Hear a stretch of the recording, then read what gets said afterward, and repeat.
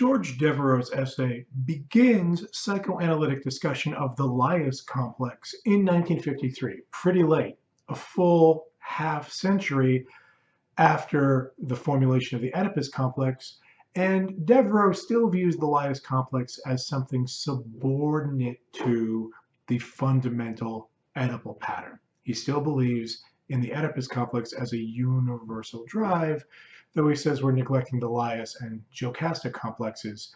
He views the Laius complex as his title says, a complementary Oedipus complex.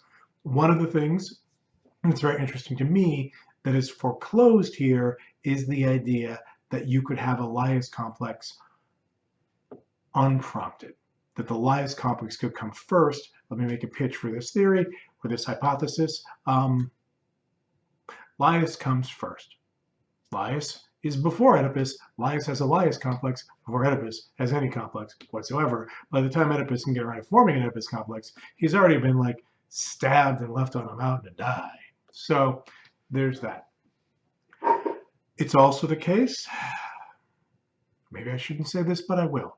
It's also the case that the Laius complex gets formulated in a published form after Freud's been dead for about a decade and a half.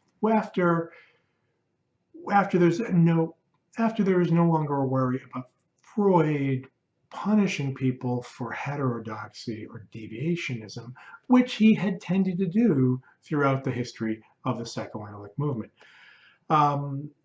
You could get kicked out for having a theory that Freud thought was too far from his theory. It happened to Otto Rank, for example. But Freud is dead, and he's been dead a while, so there's the chance to talk about this. And in fact, in the minutes of the Vienna Psychoanalytic Institute, they have often said, well, you know, the actual myth doesn't quite fit with the story we're telling with the theory. And Freud is always like, yes, I know, but of course. But nobody publishes that difference. What is interesting and needs unpacking is that Devereux is interested not simply in the core myth, where Freud has always focused, to the exclusion of other variants, on Sophocles' version of the story, and specifically the version in Oedipus Rex. Freud doesn't want to deal with other Sophocles plays about Oedipus, which might not be consistent with the Oedipus Rex picture.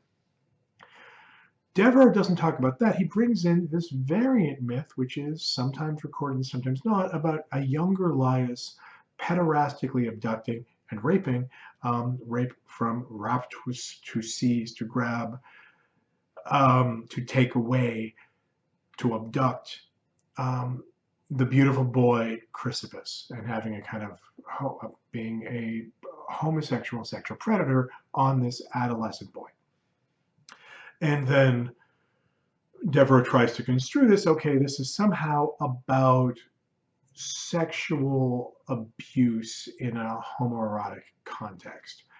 We should also remember that still in 1953, and certainly before that, all psychoanalysts take for granted that homosexuality is a form of mental illness. That is not what the Psychoanalytic Institute in Cleveland or anywhere else teaches now, but that was the presumption then.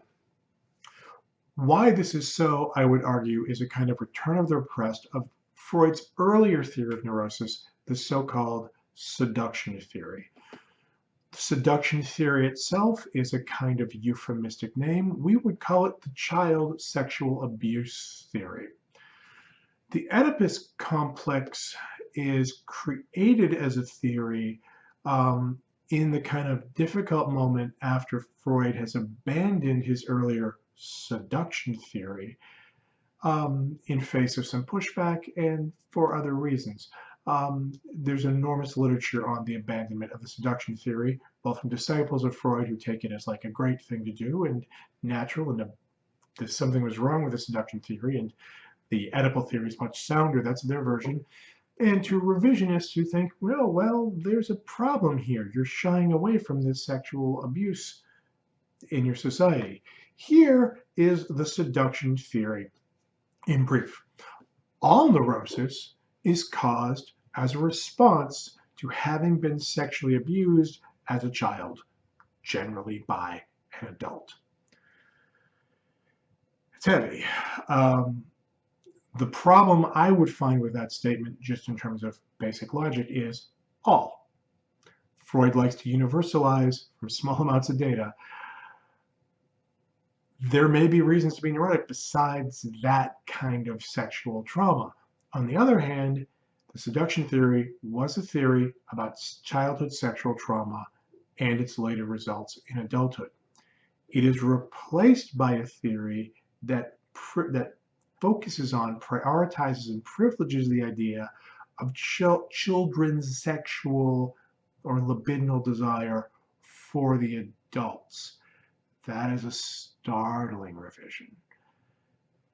I think you can see where the critique of this move goes pretty quickly. So there's this psychoanalysis knows there's an original Freud theory, Freud 0.0, which is abandoned and replaced by the Oedipal theory, Freud 1.0. But there's a sense that seduction theory is out there. And here, the idea of Chrysippus brings that back. We bring back Laius not as an aggressor against his son, but as an aggressor against Chrysippus, a sexual aggressor, a sexual abuser. And then Devereux gets into kind of variant myths where there might have been a myth where actually originally the fight between Oedipus and Laius was over Chrysippus. They're both Chrysippus's admirers. Maybe.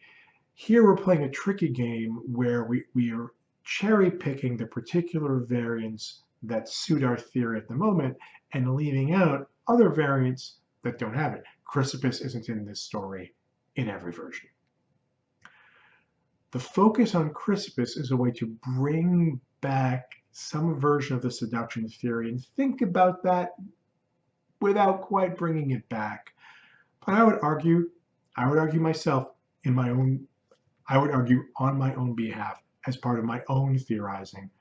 It is also the focus on Chrysippus is a form of defense mechanism against what is genuinely alarming about Laius, just in terms of the family dynamic.